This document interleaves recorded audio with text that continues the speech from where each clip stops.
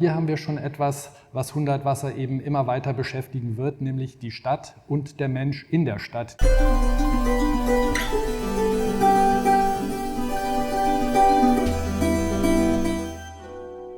Ja, hallo, mein Name ist Axel Köhne. Ich bin als Kurator hier in der Österreichischen Galerie Belvedere und im Belvedere 21 als Kurator für das 20. Jahrhundert zuständig. Und aus dieser Abteilung habe ich heute eine besondere Arbeit mitgebracht, nämlich von Friedensreich Hundertwasser, die Arbeit Die Stadt von 1953.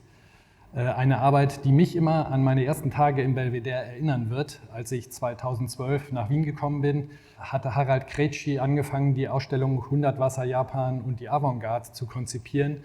Da konnte ich noch mitarbeiten und diese Arbeit, die Stadt, hing in einer Sektion, die sich mit Stadtutopien und im weitesten Sinne Urbanismustheorien beschäftigt hat.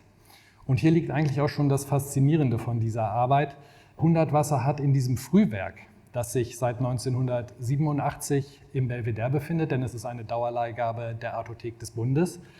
Hundertwasser hat sich in dieser frühen Arbeit schon Themen zugewendet, die für die nächsten über 40 Jahre sein Werk bestimmen werden. Die Arbeit ist von 1953. 1953 ist Hundertwasser aus Wien fortgegangen. Er ist zum zweiten Mal in Paris und auch an anderen Orten in Frankreich. Und diese Arbeit entsteht in einem Atelier eines Freundes.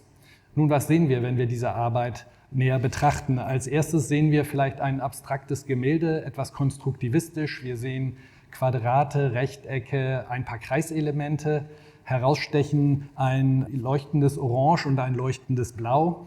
Aber der Titel Die Stadt gibt uns eben vielleicht den Hinweis, dass es sich um eine Art Landkarte oder einen Stadtplan, um eine ikonografische Darstellung von Landkarte handeln könnte.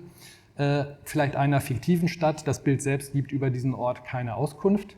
Aber hier haben wir schon etwas, was Hundertwasser eben immer weiter beschäftigen wird, nämlich die Stadt und der Mensch in der Stadt, die Lebensbedingungen des Menschen in der Stadt, die auch heute wieder diskutiert werden unter Schlagworten wie dem Anthropozän oder der Klimaerwärmung. Wir denken auch heute darüber nach, wie Städte heruntergekühlt werden können, weil nur noch mit Glas, Stahl und Beton gebaut wird.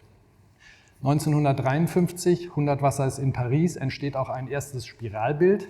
Und 1953 formuliert Hundertwasser ein Manifest mit dem Titel Die gerade Linie führt in den Untergang. Und hier haben wir schon einen weiteren Aspekt Hundertwassers Werk und dieses zentrale Jahr 1953. Die gerade Linie, die zum Untergang führt, die gerade Linie, die gottlos ist. Hundertwasser ist ein völliger Gegner von einer rechtwinkligen, geraden Architektur. Und auch hier, wenn wir genauer hinsehen, sehen wir im Grunde keine gerade Linie. Alles ist von Hand gemalt, ohne Lineal, ohne Wasserwaage oder Geodreieck. Es gibt keine wirklich rechten Winkel. Vielmehr ist jede Unsicherheit, jede Menschlichkeit, jede menschliche Reaktion in diesem Bild anwesend.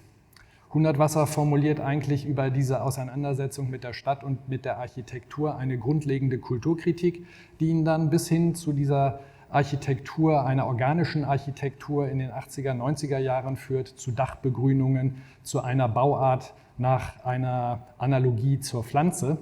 Und diese Dinge diskutieren wir heute auch wieder. Und dieser Bogen, den man schlagen kann von der Arbeit Die Stadt bis in die heutige Zeit im Grunde, das ist das, was mich an diesem Werk nach wie vor fasziniert und darüber nachdenken lässt. Ich hoffe, dass ich euch in dieser Kürze der Zeit ein bisschen für Hundertwassers Arbeit begeistern konnte oder neugierig machen konnte, euch diese Arbeit, wenn da möglich, auch im Original hier bei uns im Belvedere anzusehen. Bis dahin, bleibt gesund, passt auf euch auf. Alles Liebe, alles Gute. Auf Wiedersehen.